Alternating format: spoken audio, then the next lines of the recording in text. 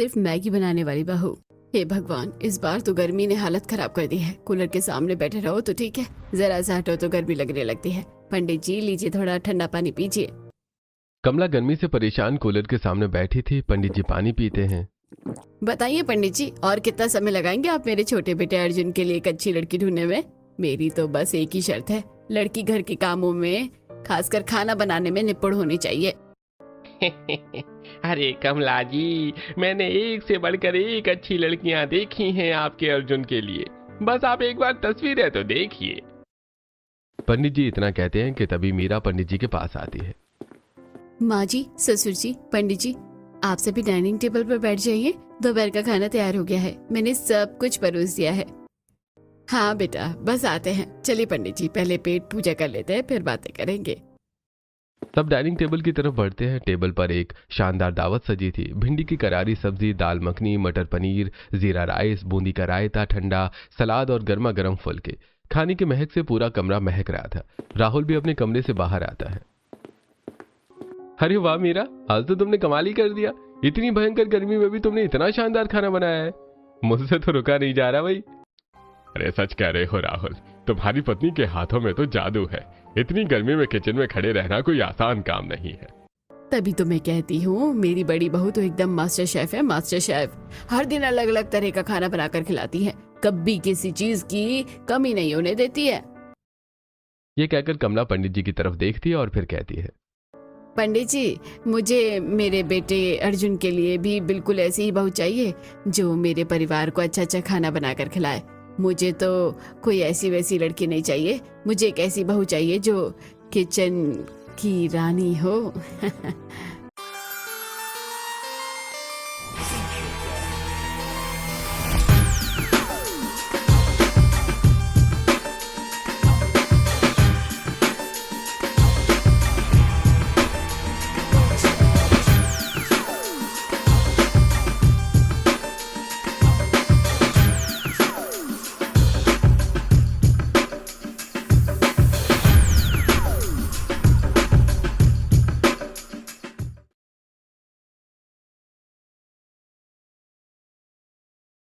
मैंने 27 किलो वजन कम किया है सिर्फ 12 महीने में, वो भी घी वाली रोटी खाकर। यकीन नहीं होता ना? मुझे भी नहीं होता था। जब मैं 115 किलो का था तब मैंने घी, मक्खन सब कुछ बंद कर दिया था। फिर मेरा वजन कम होने की बजाय उल्टा और ज्यादा होने लग गया। फिर सुपर लिविंग ऐप पर कोच तारा ने मेरी सोच बदली। उन्होंने मुझे बताया कि बॉडी के फैट को जलाने के लिए उसमें थोड़ा सा हेल्दी फैट्स डालना जरूरी होता है, इसलिए घी नहीं खाने से बॉडी का फैट पिघलना शुरू ही नहीं होता। तारा जी ने मेरा ऐसा प्लान बनाया कि मैंने रोज दाल और रोटी के साथ में 1 चम्मच घी खाया। कोई महंगा डाइट प्लान नहीं, कोई महंगा जिम नहीं, बस वही घर का खाना सही तरीके और सही पोर्शन में। तारा के घर के खाने वाले प्लान से मेरा मेटाबॉलिज्म भी बेटर हुआ, जिससे कि मैं खाना और भी सही से खा पाया। तारा हर सुबह मुझे पूरे दिन में क्या खाना है वो रेसिपीज के साथ भेज देती थी, जो कि मेरे किचन में बहुत इजीली बन जाता था। और बेस्ट पार्ट ये है कि खाने की फोटोज से ही उसकी कैलोरीज, फैट्स, कार्ब्स और प्रोटीन सब कुछ ट्रैक हो जाते थे, जिससे मैं हमेशा कैलोरी डेफिसिट में रह सका और मैंने कभी भी कुछ भी एक्स्ट्रा नहीं खाया। तारा की मदद से ही मैंने 27 किलो वजन कम किया, वो भी सिर्फ 12 महीने में। आप सब मुझसे बार बार पूछते थे ना कि कौन सा सीक्रेट प्लान फॉलो किया है। कोई सीक्रेट नहीं है, ये कोच तारा के सिंपल डाइट प्लान का कमाल है। अगर आप भी वेट लॉस करने की सोच रहे हो और समझ नहीं आ रहा कि कहां से शुरू करें, तो आज ही कोच तारा से अपना पर्सनलाइज्ड डाइट प्लान लो। सिर्फ 199 रुपीज से शुरू होता है। अभी डाउनलोड करो सुपर लिविंग ऐप। तो फिर देर किस बात की, अभी डाउनलोड करो सुपर लिविंग ऐप और अपनी हेल्थ को लेकर सीरियस हो जाओ।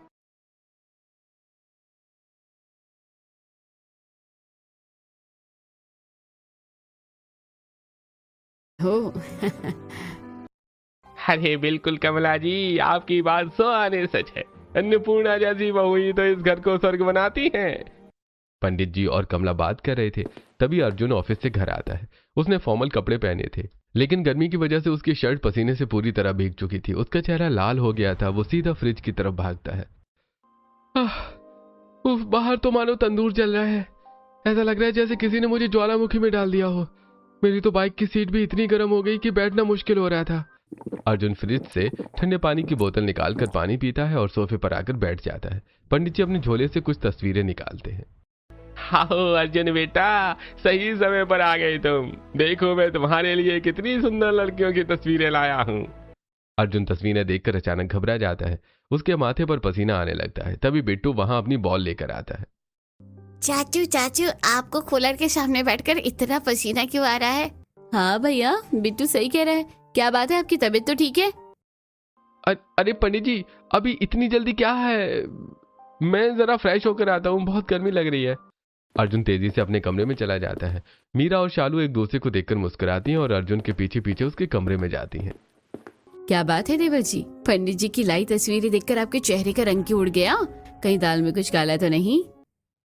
भाभी, दाल में काला नहीं, मुझे तो पूरी दाल ही काली लग रही है। भैया सच सच बताइए, क्या चक्कर है? अरे आप दोनों भी ना कुछ भी सोचती हो। असल में बात यह है कि मैं एक लड़की को पसंद करता हूँ। क्या सच में? कौन है वो? कहाँ रहती है? कैसी दिखती है? हाँ, उसका नाम मनीषा है। हम दोनों एक ही ऑफिस में काम करते हैं। वो बहुत अच्छी है, बहुत समझदार है। हम दोनों एक दूसरे को काफी समय से जानते हैं और शादी करना चाहते हैं। तभी कमरे का दरवाजा थोड़ा खुला होता है और कमला अंदर आ जाती है। उसने दरवाजे पर खड़े होकर आधी बात सुन ली थी। कमला को देखकर अर्जुन घबरा जाता है। अच्छा तो ये बात है, तभी पंडित जी की लाई तस्वीरें देखने से भाग रहा था तू। ऑफिस की लड़की पसंद कर ली तूने? वो माँ, वो बहुत अच्छी लड़की है। आप एक बार मिलेंगी ना तो आपको भी पसंद आ जाएगी। अच्छी है या नहीं वो तो मैं देख कर तय करूंगी। लेकिन मुझे एक बात बता, क्या उसे खाना बनाना आता है? मेरी बड़ी बहू मीरा की तरह मास्टर शेफ है ना वो? माँ, वो मेरे साथ ऑफिस में काम करती है। सारा दिन तो हम ऑफिस में रहते हैं तो खाना। अरे तो क्या हुआ, लड़कियों को तो खाना बनाना आना ही चाहिए। खैर अगर तुझे लड़की पसंद है तो एक बार उससे और उसके परिवार से मिलने जरूर जाऊंगी। शाम को तेरे पिताजी जब घर आएंगे तो हम रिश्ता लेकर मनीषा के घर चलेंगे। माँ वो सब तो ठीक है, लेकिन मुझे अभी बहुत जोरों की भूख लगी है। भाभी कुछ खाने के लिए है क्या? नहीं ननद जी, खाना तो खत्म हो गया है। आज आप लोग जल्दी आ गए ना ऑफिस से। मुझे पहले बताया होता तो मैं आप लोगों के लिए खाना बना देती, पर कोई बात नहीं, मैं अभी जाकर बना देती हूँ। अरे नहीं भाभी, रहने दीजिए। शाम को हमें भैया का रिश्ता लेकर जाना है। आप जाने की तैयारी कीजिए, थोड़ा फेशियल वगैरह कर लीजिए, मैं कुछ खाने के लिए बना लेती हूँ। अरे शालू, अगर तू कुछ बना ही रही है तो मेरे लिए भी बना देना, मुझे भी भूख लगी है। शालू, जो भी बनाओगी थोड़ा बढ़ा कर ही बनाना, मुझे भी थोड़ी भूख लग गई है। मैंने भी ठीक से खाना नहीं खाया था। अच्छा ठीक है भाभी। मीरा फेशियल करने के लिए अपने कमरे में चली जाती है। अच्छा हुआ घर में मैगी के पैकेट पड़े थे, अब जल्दी से चटपटी मैगी बना देती हूँ। शालू फटाफट से चटपटी मैगी बना देती है। फिर वो अर्जुन और मीरा को आवाज देती है। अर्जुन भैया, मीरा भाभी, मैंने मैगी बना दिया है, आप लोग आ जाइए। शालू की आवाज सुनकर अर्जुन और मीरा डाइनिंग टेबल पर आते हैं, लेकिन मीरा मैगी को देखकर मुंह बना लेती है। क्या शालू, अगर तुम्हें मैगी बनानी थी तो मुझे पहले ही बता देती, मैं ही कुछ बना देती खाने के लिए। तुम्हें तो पता है मुझे मैदा खाना बिल्कुल पसंद नहीं है। अरे भाभी, कभी कभी थोड़ा बहुत मैदा तो चलता है ना। मैंने बहुत टेस्टी चटपटी मैगी बनाई है, आप एक बार खाकर देखिए।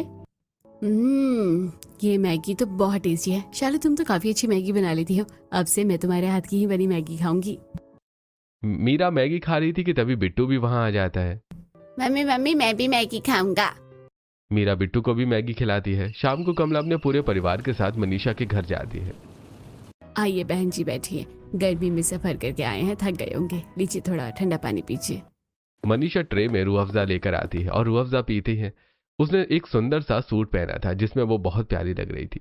सभी रूह अफ़ज़ा पीते हैं और ढेर सारी बातें करते हैं। देखते ही देखते रात कब हो जाती है पता ही नहीं चलता। बातचीत करते हुए रात कब हो गई पता ही नहीं चला। कमला जी, खाना बन गया है, चलिए आप लोग डिनर कीजिए। सरिता डाइनिंग टेबल पर ढेर सारा खाना सजा देती है। फ्राइड राइस, शाही पनीर, गर्मा गर्म पूड़ी, दम आलू की सब्जी, ठंडी खीर और सलाद। खाने की खुशबू पूरे हॉल में फैल जाती है। टेबल पर इतना सारा खाना देखकर कमला हैरान रह जाती हैं। अरे वाह सरिता जी, आपने तो पूरी दावत ही तैयार कर दी है। खाने की खुशबू तो बहुत ही लाजवाब है। अरे बहन जी, ये सब मैंने नहीं, ये सारा खाना तो मनीषा ने बनाया है। इसे खाना बनाने का बहुत शौक है। ऑफिस से आने के बाद ये सीधा किचन में ही घुस जाती है। सच में मनीषा बेटा, तुमने इतना सब कुछ इतनी जल्दी बना लिया? वाह, मुझे तो बिल्कुल ऐसी ही बहू चाहिए थी जिसके हाथों में खाना बनाने का हुनर हो। मेरी बड़ी बहू की तरह तुम भी अन्नपूर्णा का रूप हो। मनीषा अपनी माँ की तरफ हैरानी से देखती है, लेकिन उसकी माँ उसे आंखों ही आंखों में चुप रहने का इशारा करती है। अर्जुन भी खुश हो जाता है। खाने के स्वाद से खुश होकर कमला तुरंत रिश्ता पक्का कर देती है। अर्जुन, तूने अपने लिए बहुत ही अच्छी लड़की पसंद की है। इतनी प्यारी और संस्कारी लड़की तो शायद मैं भी तेरे लिए नहीं ढूंढ। There are no external AI APIs involved and no per token charges accumulating in the background. A lot of people still imagine AI development as something that happens inside an AI chat window. You type a prompt, the model writes code, maybe it gives you files, maybe it helps fix errors. But the moment you want that project to actually live somewhere, की तो शायद मैं भी तेरे लिए नहीं ढूंढ पाती। कमला अपने परिवार के साथ अपने घर वापस आ जाती है। रात में अचानक मनीषा की नींद खुलती है। मनीषा दबे पांव किचन में आती है और उसे जोरों की भूख लगी थी। वो गैस जलाती है और एक बर्तन में पानी डालकर उसमें मैगी के 2 पैकेट फाड़कर डाल देती है। इतनी रात को भूख के मारे पेट में चूहे कबड्डी खेले हैं। अर्जुन के घर वालों के सामने तो शर्म की वजह से ही मैं ठीक से खाना नहीं खा पाई। अच्छा हुआ मुझे मैगी बनाना आता है। मनीषा मैगी बना रही थी कि तभी वहां सरिता आती है। मनीषा, तू इतनी रात को यहाँ किचन में क्या कर रही है? और ये क्या कर रही है फिर से मैगी? अरे माँ, आप जाग गई। मुझे बहुत जोरों की भूख लगी थी, इसलिए बस थोड़ी सी मैगी बना रही हूँ। खाओगे आप? हे भगवान, अगले हफ्ते तेरी शादी है और तुझे खाने के नाम पर सिर्फ मैगी बनानी आती है। वहाँ तेरी सास कमला जी को लगता है कि तूने वो शानदार खाना बनाया था। जब उन्हें सच्चाई पता चलेगी ना कि तुझे दाल छौंकना तक नहीं आता, तो क्या इज्जत रह जाएगी मेरी? क्या खिलाएगी तू अपने ससुराल वालों को? अरे माँ, आप इतना टेंशन क्यों लेती हो? मैं और अर्जुन दोनों कमाते हैं। अगर किसी दिन खाना बनाने का मन नहीं हुआ तो हम ऑनलाइन ऑर्डर कर लेंगे। आजकल तो जोमेटो स्विगी सब है। और नहीं तो मैं अपनी स्पेशल मैगी बना दूंगी, सबको बहुत पसंद आएगी। चुप कर, ऑनलाइन ऑर्डर करेगी और रोज रोज ससुराल वालों को मैगी खिलाएगी। तेरी सास ने साफ साफ कहा था कि उन्हें खाना बनाने वाली बहू चाहिए। अगर तूने वहाँ कुछ नहीं बनाया तो वो मुझे ताने मारेगी कि बेटी को कुछ नहीं सिखाया। माँ, मैं ऑफिस में काम करती हूँ, कोई बावर्ची थोड़ी हूँ। खाना बनाना कोई इतना भी ज़रूरी नहीं है। बहुत हो गई तेरी बकवास। अब से तेरा ऑफिस से आने के बाद तेरा पहला काम किचन में घुसना होगा। कल से तू सब्जी काटना, दाल बनाना, रोटियां बेलना सीखेगी। ये मैगी वैगी भूल जा। मनीषा बेमन से सिर हिलाती है और अपनी मैगी को उदासी से देखती है। फिर वो मैगी खाकर सो जाती है। अगले दिन मनीषा ऑफिस से आकर सीधे अपने बेड पर लेट जाती है। तभी सरिता उसके कमरे में आती है। मनीषा, तू बेड पर क्या कर रही है? मैंने कहा था ना कि तुझे ऑफिस से आने के बाद तू सीधे किचन में आएगी। चल मेरे साथ, मैं तुझे कुकिंग क्लासेस देती हूँ। माँ, मैं बहुत थक गई हूँ, मुझे बहुत आलस आ रहा है। रहने दो ना, क्या जरूरत है इन सब की? मनीषा, तू अभी नहीं समझेगी मैं तुझे खाना बनाने के लिए क्यों बोल रही हूँ। बस तू चल मेरे साथ। सरिता मनीषा को जबरदस्ती किचन में लेकर आती है और उसे सब्जियां काटना, आटा गूंथना, भुजिया, सब्जी, खीर सब कुछ बनाना सिखाती है। ऐसे दिन गुजरते हैं। रोज ऑफिस के बाद खाना बनाने की वजह से मनीषा को अब थोड़ा बहुत खाना बनाना आ गया था। देखते ही देखते उसकी शादी का दिन आ जाता है और मनीषा अर्जुन की शादी हो जाती है। शादी के बाद मनीषा अपने ससुराल आ जाती है। आओ बहू, अंदर आओ। दाएं पैर से कलश गिराकर घर के अंदर प्रवेश करो। साक्षात लक्ष्मी का रूप लग रही हो। कमला हाथों में आरती की थाली लिए मनीषा का गृह प्रवेश कर रही थी। मनीषा भारी लाल जोड़े में ढेरों गहनों से लदी हुई थी। गर्मी की वजह से उसे काफी पसीना आ रहा था। मनीषा अपना दायां पैर आगे बढ़ाकर कलश गिराती है और कुमकुम के थाल में पैर रखकर घर के अंदर आती है।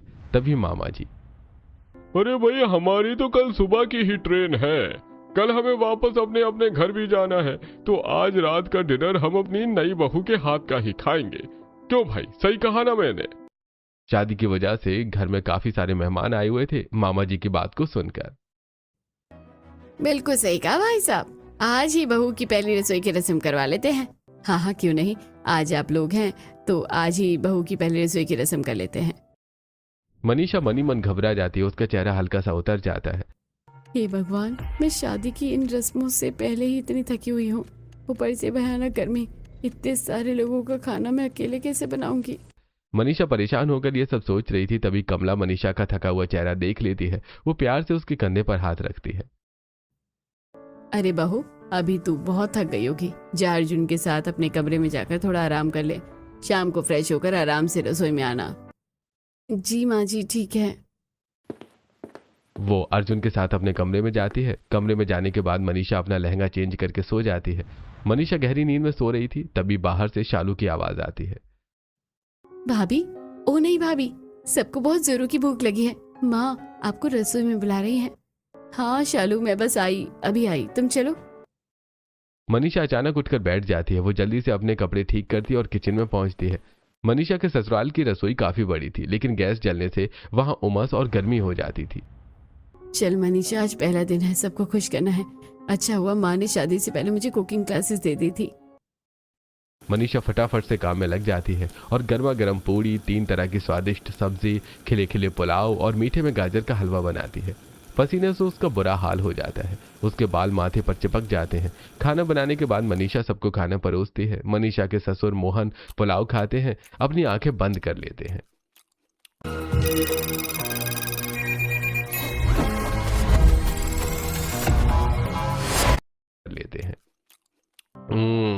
वाह बहू वाह, क्या बात है।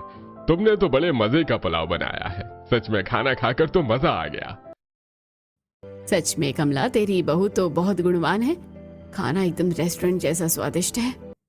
सच में मनीषा, तुमने तो कमाल कर दिया। इतना सारा खाना तुमने इतनी जल्दी बना दिया, ऊपर से कितना टेस्टी भी है। मैंने कहा था ना, मेरी बहू बहुत गुणी है। मेरी पसंद कभी गलत नहीं हो सकती। सभी रिश्तेदार खाना खाकर बहुत खुश होते हैं। सब मनीषा को शगुन का लिफाफा देते हैं और अगले दिन सुबह खुशी खुशी अपने अपने घर वापस लौट जाते हैं।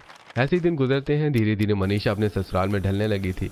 वो मीरा के साथ रसोई संभालती। एक दिन बिट्टू अपना स्कूल बैग सोफे पर फेंकते हुए खुशी से पूरे हॉल में उछलने लगता है। ये मम्मी दादी, मेरी समर वेकेशन शुरू हो गई है। अब मैं पूरा दिन घर पर रहूंगा, कार्टून देखूंगा, वीडियो गेम खेलूंगा। मीरा हंसते हुए रसोई से बाहर आती है। उसके हाथ में एक स्टील की कटोरी थी। अरे वाह मेरे शेर, ये ले, तेरी छुट्टियों की खुशी में मैंने तेरे लिए आम की ठंडी ठंडी मैंगो आइसक्रीम बनाई है। खाकर बता कैसी है। बिट्टू जल्दी से मीरा के हाथ से आइसक्रीम लेकर खाने लगता है। ये आइसक्रीम तो बहुत टेस्टी है। मम्मी, आप दुनिया की बेस्ट मम्मी हो। मीरा बिट्टू को आइसक्रीम खिला रही थी, तभी मीरा के मोबाइल पर उसके मायके से कॉल आता है। वो फोन उठाती है। अच्छा, अचानक से? ठीक है, मैं देखती हूँ, मैं कोशिश करती हूँ आने की। मीरा फोन रखती है और सोच में पड़ जाती है। क्या हुआ बहू, किसका फोन था? सब ठीक तो है ना मायके में? तो परेशान क्यों लग रही है? वो माची, मेरे मायके से ना भैया का फोन था। वहाँ कुछ जरूरी काम आ गया है और मुझे कुछ दिनों के लिए वहाँ जाना पड़ेगा। अरे बड़ी बहू, तू चली जाएगी तो इतने बड़े घर को कौन संभालेगा? मीरा और कमला बात कर रही थी, तभी मनीषा वहां से गुजरती है। मीरा उसे पास बुलाकर उसके कंधे पर प्यार से हाथ रखती है। माँ जी, आप चिंता क्यों करती हैं? अब तो देवरानी जी भी आ गई है, वो सब कुछ अच्छे से संभाल लेंगी। मुझे उन पर पूरा भरोसा है। क्यों मनीषा, तू संभाल लेगी ना? कोई दिक्कत हो तो मुझे फोन कर लेना। मीरा की बात सुनकर मनीषा अंदर से थोड़ी घबरा जाती है, लेकिन सबके सामने जबरदस्ती मुस्कुराने की कोशिश करती है। जी भाभी जी, आप बेफिक्र होकर जाइए। मैं सब देख लूंगी। आप आराम से अपना काम निपटा कर आई हैं। बिट्टू, तुम नानी घर चलोगे ना? नहीं मम्मी, मुझे स्कूल में समर वेकेशन का प्रोजेक्ट मिला है, मैं नहीं जा सकता। मुझे यहीं रहना पड़ेगा। आप चिंता मत कीजिए, छोटी मम्मी है ना, वो मुझे टेस्टी टेस्टी खाना बनाकर खिलाएगी। अगले ही दिन मीरा अपना बैग पैक करती है और बिट्टू को छोड़कर मायके चली जाती है। मीरा के जाने के बाद मनीषा अगले दिन सुबह 6 बजे से उठती है। वो पूरे घर में झाड़ू पोछा करती है। उसके माथे से पसीना टपक रहा था। झाड़ू पोछा करने के बाद वो रसोई में नाश्ता बनाने की तैयारी करती है। गैस जलते ही रसोई का टेम्परेचर काफी बढ़ जाता है। अर्जुन अपने बाल बनाते हुए ऑफिस जाने की जल्दी में रसोई के दरवाजे पर आता है। मनीषा, आज नाश्ते में मेरे लिए गर्मा गर्म पराठा और आलू की तीखी वाली सब्जी बना देना। जी, अभी बना देती हूँ। राहुल हॉल में बैठकर अखबार पढ़ रहा था। वो वहीं से जोर से आवाज लगाता है। मनीषा, मेरे लिए पराठे मत बनाना। इतनी गर्मी में तला हुआ खाकर एसिडिटी हो जाती है। मेरे लिए रोटी भुजिया बना देना। हाँ ठीक है जेठ जी, मैं अभी बनाती हूँ। मनीषा खाना बना रही थी कि तभी शालू अपने फोन में इंस्टाग्राम रील देखते हुए रसोई में आती है। भाभी, नाश्ते से पहले मैं कोल्ड कॉफी पीती हूँ, तो प्लीज मेरे लिए कोल्ड कॉफी बना दीजिएगा। और हाँ, कॉफी में बर्फ ज्यादा डालना। मनीषा खाना बनाते हुए परेशान हो गई थी। वो हाँफते हुए एक हाथ से गैस कम करती और दूसरे हाथ से दुपट्टे से अपना चेहरा पोंछती है। मनीषा के ससुराल वाले खाते पीते घर के लोग थे। सबके खाने में अलग अलग फरमाइश थी। ठीक है शालू, मैं अभी तुम्हारे लिए कॉफी बना देती हूँ। मनीषा गैस के सामने लगातार खड़ी थी। तवा और कढ़ाई की गर्मी से उसका चेहरा लाल हो गया था। उसके माथे से पसीना टपक रहा था। वो रोटी बेलती है, फिर दूसरी तरफ सब्जी चलाती है। नाश्ता बन जाने के बाद सभी नाश्ता करते हैं और अपने अपने काम पर चले जाते हैं। सबके चले जाने के बाद मनीषा थककर हॉल के सोफे पर बैठ जाती है। जेठानी जी के मायके जाने के बाद रसोई का काम करते करते मेरी बैंड बज गई है। वो रहती थी तो काम जल्दी जल्दी हो जाता था और इतनी गर्मी भी नहीं लगती थी। लेकिन अब लगातार किचन में गैस के सामने खड़ा रहकर खाना बनाना, हे भगवान, तूने मुझे कहाँ फंसा दिया, और अभी तो बर्तन भी धोने हैं। बर्तन का ख्याल आते ही मनीषा बर्तन धोने के लिए सिंक के पास जाती है। वो जैसे ही नल खोलती है तो आउच, ये पानी है, ये गर्म चाय, कितना गर्म है ये। दिन के 12 बज रहे थे। टंकी का पानी काफी गर्म हो गया था। पानी छूते ही मनीषा का हाथ जलने लगता है। टंकी का पानी तो ऐसे उबल रहा है जैसे किसी ने छत पर गैस चालू कर दिया हो। मेरे तो हाथ ही चल गए। एक तो ये जानलेवा गर्मी, ऊपर से ये गर्म पानी। मनीषा जैसे तैसे गर्म पानी से बर्तन धोती है। ऐसे ही दिन गुजरते हैं।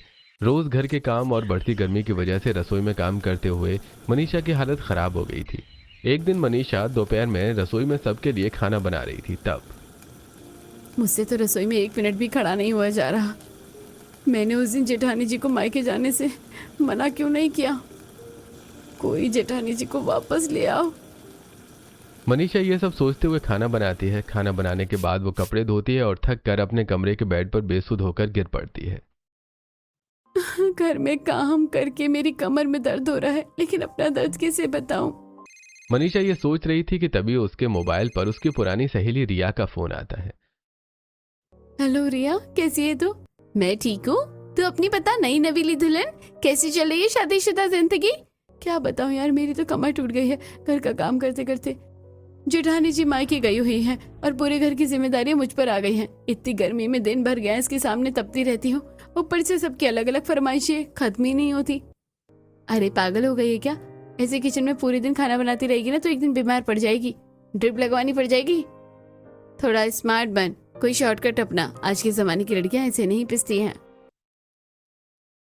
थोड़ी बहुत बातें करके मनीषा फोन रख देती है और सोच में पड़ जाती है। रात में जब मनीषा दिन भर का काम खत्म करके सोने के लिए बिस्तर पर लेटती है तभी अचानक पूरे मोहल्ले की बिजली चली जाती है। अरे ये क्या हुआ? इतनी रात को बिजली क्यों कट गई?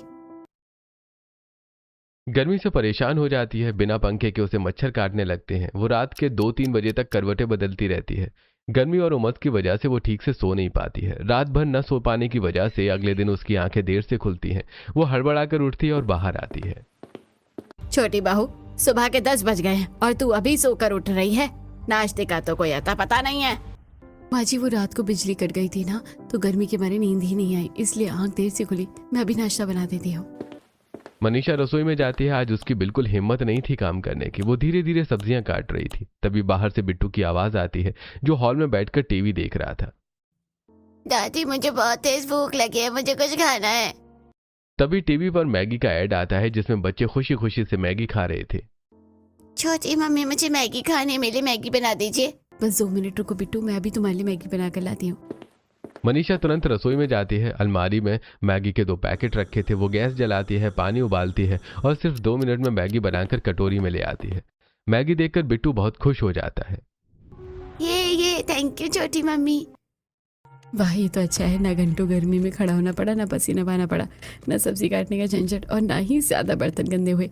बच्चे भी खुश और मैं भी खुश। रिया सही कह रही थी, मुझे शॉर्टकट अपनाना चाहिए। अब से मैं ऐसे ही करूंगी। ये सब सोचकर मनीषा शाम को घर से बाहर आती है और पास के सुपरमार्केट से मैगी के कई बड़े पैकेट खरीद लेती है। वो एक बड़े से झोले में मैगी लेकर आ रही थी कि रास्ते में उसे उसकी पड़ोसन शर्मा आंटी मिल जाती हैं। अरे मनीषा बहू, इतनी सारी मैगी, घर में कोई मैगी की पार्टी वार्टी रखी है क्या, या कोई दुकान खोलने का इरादा है? अरे नहीं आंटी जी, वो तो बस घर में बच्चे हैं ना तो कभी कभी जिद करते हैं, इसलिए मैंने सोचा कि एक ही बार में स्टॉक लाकर रख लूं। बार बार कौन बाजार जाएगा। मनीषा घर आती है और सारी मैगी के पैकेट एक बड़ी अलमारी में रख देती है। उसी रात शालू को रात में भूख लगती है क्योंकि उसे रात में कोरियन ड्रामा देखते हुए मैगी खाने की आदत थी। मनीषा पानी पीने के लिए जब रात में उठती है तो शालू को मैगी खाते देखकर सोच में पड़ जाती है। शालू बिट्टू, सभी को तो मैगी खाना पसंद है और मैगी इतनी जल्दी बन जाती है, इसे बनाने में ज्यादा बर्तन भी नहीं निकलते हैं। तो अब से मैं सबके लिए खाने में मैगी बनाऊंगी। ऐसे मुझे गर्मी में रसोई में काम भी नहीं करना पड़ेगा। ये सब सोचकर मनीषा अपने कमरे में जाकर सो जाती है। अगले दिन सुबह सब लोग डाइनिंग टेबल पर नाश्ते के लिए बैठते हैं। तब मनीषा एक बहुत बड़ा कांच का कटोरा लेकर बाहर आती है जिसमें से भाप निकल रही थी। आज मैंने आप सबके लिए बिल्कुल एक नई डिश बनाई है, स्पेशल टमाटो मैगी। हे भगवान, सुबह सुबह खाली पेट मैं देखी मैगी। बहू, हमारी उम्र हो गई है, हमारा पेट अब ये सब हजम नहीं कर सकता। हमसे ये मैगी वैगी नहीं खाई जाएगी। तो हमारे लिए 2 रोटी और दाल बना दे। माँ, भाभी ने काफी टेस्टी मैगी बनाई है, मुझसे भी अच्छी। आज के लिए खा लो ना। शालू की बात मानकर कमला और मोहन मैगी खा लेते हैं। सबको मैगी खाता देखकर मनीषा खुश हो जाती है। चलो अच्छा है, सब लोग मैगी खा रहे हैं, मैं इन्हें मैगी बनाकर ही खिलाऊंगी। मनीषा दोपहर में भी मैगी बनाती है। इस बार वो चीज डालकर मैगी बनाती है। मैगी को देखकर बिट्टू तो बहुत खुश होता है, लेकिन कमला और मोहन का मुंह बन जाता है। क्या बहू, तूने फिर से मैगी बना दी? दोपहर के खाने में कोई मैगी खाता है क्या? वो माँ जी, चावल और आटा खत्म हो गया है ना, इसलिए मैगी मैंने बना दिया। राशन होने के बाद भी मनीषा घर वालों से झूठ बोल देती है और सब उसकी बात पर भरोसा कर लेते हैं। अरे कोई बात नहीं बहू, शाम को जाकर राशन ले आना। कमला, अब मैगी बन गई है तो खा लेते हैं। दोपहर में भी कमला मन मारकर मैगी खा लेती है। मैगी खाने की वजह से किसी का भी पेट ठीक से भरा नहीं था। रात में कमला सोचती है, सुबह से मैगी खाकर मैं तंग आ गई हूँ, ऊपर से मैगी से पेट भी नहीं भरता। रात को तो रोटी खाने को मिलेगी। ये सोचकर कमला खाना खाने के लिए डाइनिंग टेबल पर जाती है तो देखती है कि मनीषा ने फिर से मैगी बना दी है। मनीषा, तेरा दिमाग खराब हो गया है क्या? तू खाने के नाम पर सिर्फ मैगी क्यों बना रही है? हाँ बहू, हम लोग दिन भर से मैगी खा रहे हैं, तूने रोटी सब्जी की जगह मैगी क्यों बनाई है? कमला और मोहन की बात सुनकर मनीषा गुस्सा हो जाती है। माँ जी, पापा जी, आप लोगों को मेरी कोई फिक्र ही नहीं है। बाहर टेम्परेचर 46 डिग्री पहुंच गया है, किचन भट्टी की तरह तपता है, गैस के सामने खड़खड़े मेरी हालत खराब हो जाती है। मुझसे नहीं बनेगी इतनी गर्मी में रोज रोज रोटी सब्जी दाल। आप लोगों को मैगी खाना है तो खाइए, मैं इतनी गर्मी में खाना नहीं बनाऊंगी। मनीषा की बातें सुनकर सब हैरान हो जाते हैं। घर का माहौल खराब ना हो इसीलिए मोहन और कमला मनीषा से ज्यादा बहस नहीं करते हैं, लेकिन मनीषा अब अपनी मनमानी करने लगी थी। वो खाने के नाम पर अपने ससुराल वालों को मैगी बनाकर देती, कभी वेजिटेबल मैगी तो कभी एग मैगी।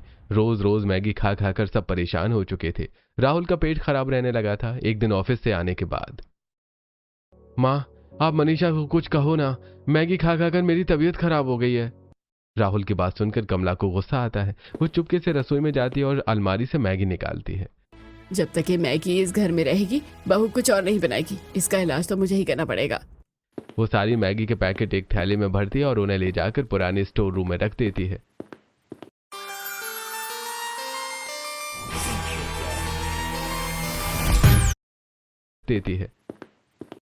बहू, रात हो गई है, पेट में चूहे कूद रहे हैं, खाना कब मिलेगा?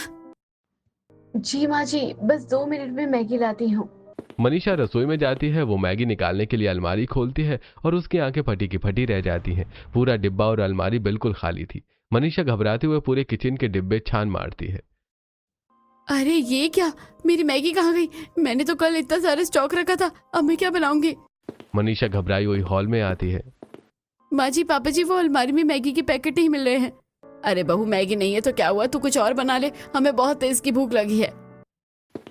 मनीषा रोने जैसी शक्ल बनाकर पैर पटकते हुए वापस किचन में जाती है। वो चिड़चिड़ाकर जैसे तैसे खाना बनाती है।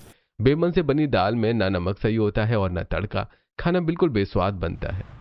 बहू, ये कैसा खाना बनाया है तूने? इसमें तो बिल्कुल स्वाद नहीं है। पापा जी, रसोई बहुत गर्म है, वहाँ खड़ा होना बहुत मुश्किल हो रहा है। इतनी गर्मी में मुझसे जो बन पाया है मैंने बना दिया है, प्लीज। इसमें तो बिल्कुल स्वाद नहीं है। पापा जी, रसोई बहुत गर्म है, वहाँ खड़ा होना बहुत मुश्किल हो रहा है। इतनी गर्मी में मुझसे जो बन पाया है मैंने बना दिया है, प्लीज खा लीजिए। मनीषा की बात सुनकर सभी उदास होकर खाना खाते हैं। अगले दिन मनीषा फिर से सुपरमार्केट जाकर ढेर सारी मैगी खरीद कर ले आती है। रोज रोज मैगी खाकर मैगी पसंद करने वाले शालू और बिट्टू भी मैगी से दूर भागने लगते हैं। एक दिन दोपहर को लंच में मनीषा चीज टोमेटो मैगी बनाती है, पर मैगी देखकर बिट्टू हॉल में भागने लगता है। मुझे मैगी नहीं खाना, मुझे मैगी नहीं खाना। मनीषा बिट्टू को मैगी खिलाने के लिए उसके पीछे भाग रही थी कि तभी दरवाजे की घंटी बजती है। शालू जाकर दरवाजा खोलती है तो सामने मीरा अपने बैग के साथ खड़ी है। भाभी, ओ मेरी प्यारी भाभी, आप आ गई। भगवान का लाख लाख शुक्र है आप आ गई। अरे शालू, क्या बात है, तुम सब इतने कमजोर थके हुए क्यों लग रहे हो? तभी मीरा की नजर मनीषा पर जाती है जो बिट्टू को मैगी खिलाने के लिए उसके पीछे भाग रही थी। मनीषा, ये सब क्या है? तुम बिट्टू को हेल्दी खाना खिलाने की जगह मैगी क्यों खिला रही हो? माँ जी, ये सब क्या है? बिट्टू इतना सुस्त क्यों लग रहा है और इसका पेट कैसे फूल गया है? क्या बताऊं बड़ी बहू, जब से तू गई है इस घर से तो हमें घर में तो खाने के नाम पर सुबह दोपहर शाम सिर्फ ये मैगी नसीब हुई है। हमारे तो आते ही सूख गई है मैगी खाकर। मनीषा, ये मैं क्या सुन रही हूँ? तुमने सभी को इतने दिनों तक रोज रोज मैगी खिलाई। तुम्हें पता भी है रोज रोज मैदा खाने से पेट और लीवर का क्या हाल होता है? तूने मेरे छोटे से बच्चे की सेहत खराब कर दी। तुझे घर की जिम्मेदारी देकर गई थी मैं, और तूने क्या किया? मुझे बिट्टू की याद आ रही थी तो मैंने सोचा अचानक आकर सबको सरप्राइज देती हूँ। भाभी इतनी गर्मी है, नल का पानी खौलता रहता है, गैस की आंच से मेरा चेहरा जलने लगता है, मेरा दम घुटता है रसोई में। मैं इतनी गर्मी में रोज 3 टाइम 10 लोगों का खाना कैसे बनाती? मैं उस भयंकर गर्मी से परेशान हो गई थी, मुझे कोई रास्ता नजर नहीं आ रहा था। मीरा मनीषा की बात सुनती है। उसे मनीषा की हालत देखकर बुरा लगता है क्योंकि गर्मी वाकई बहुत ज्यादा थी। मीरा गहरी सांस लेती है और मनीषा के पास जाती है। मनीषा, मैं मानती हूँ कि इस बार गर्मी बहुत ज्यादा पड़ी है और रसोई में पसीना बहाना बहुत मुश्किल का काम है। ये किसी सजा से कम नहीं है, लेकिन इसका मतलब ये थोड़ी ना है कि हम अपने परिवार की, अपने बच्चों की सेहत के साथ खिलवाड़ करें। मैगी कोई खाना नहीं है जो 3 टाइम खाया जाए। तो मैं क्या करती भाभी? मुझे और कोई जल्दी बनाने वाला खाना बनाना नहीं आता। गर्मी में ज्यादा देर किचन में खड़ा नहीं रहा जाता, तो ऐसा खाना बनाओ जो जल्दी बने, जिसमें गैस का इस्तेमाल कम हो और जो पेट को ठंडा रखे। मीरा मनीषा का हाथ पकड़कर किचन में ले जाती है और फ्रिज से दही निकालकर समझाती है। देख मनीषा, तू दोपहर में सबके लिए दही चावल बना सकती थी। इसमें गैस का काम सिर्फ 10 मिनट का है, वो भी सिर्फ चावल उबालने के लिए। मनीषा मीरा की बात ध्यान से सुन रही थी। हाँ, ये तो मैंने सोचा ही नहीं था। रात को भारी खाने की बजाय हल्की मूंग की दाल की खिचड़ी बना देती, जो कुकर में 15 मिनट में बन जाती है। नाश्ते में सत्तू का शरबत पिलाती सबको, इससे गर्मी भी कम लगती है, पेट भी सही रहता है। घर को संभालना सिर्फ गधों की तरह मेहनत करने का काम नहीं है मनीषा, ये सूझबूझ और दिमाग का काम है। मुझे माफ कर दीजिए, मैंने खाना बनाने में शॉर्टकट अपनाया। शॉर्टकट अपनाना बिल्कुल गलत नहीं है, लेकिन शॉर्टकट ऐसा होना चाहिए जो किसी को नुकसान ना पहुंचाए। मनीषा को अपनी गलती का एहसास होता है। मुझे सच में माफ कर दीजिए भाभी, मुझसे बहुत बड़ी गलती हो गई है। मैं अपनी सहूलियत और आलस के चक्कर में परिवार की सेहत भूल गई। मुझे मैगी ही आसान रास्ता लगा। अब मैं आपकी बताई हर बात ध्यान रखूंगी। कमला भी रसोई में आ जाती है। वो मुस्कुराकर मनीषा के सिर पर प्यार से हाथ फेरती है। कोई बात नहीं मेरी बच्ची, इंसान अपनी गलतियों से ही सीखता है। अब तू समझ गई है ना, बस यही काफी है, आगे से बस ध्यान रखना। मनीषा को अपनी गलती का एहसास हो जाता है। वो खाने के नाम पर मैगी बनाना बंद कर देती है और मीरा के बताए तरीके से बढ़ती गर्मी में अपने परिवार वालों के लिए अलग अलग तरह का खाना बनाती है।